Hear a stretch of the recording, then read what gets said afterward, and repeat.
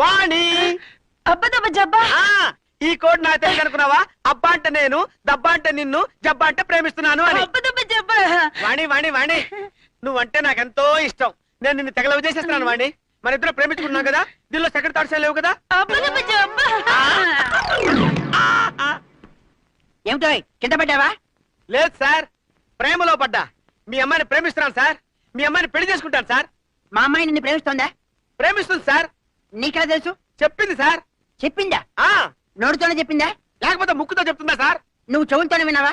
లేదు సార్, మనసుతో విన్నా. అలా చెప్పు. సార్, మీ అమ్మాయి నన్ను ప్రేమించిందనడానికి ఈ ముక్కు మీద ఉన్న ముగ్గే సాక్ష్యం సార్. ఇంతకీ నువ్వు చెప్పేది ఏమిటయ్యా? మా అమ్మాయిని పెళ్లి చేసుకుంటావా?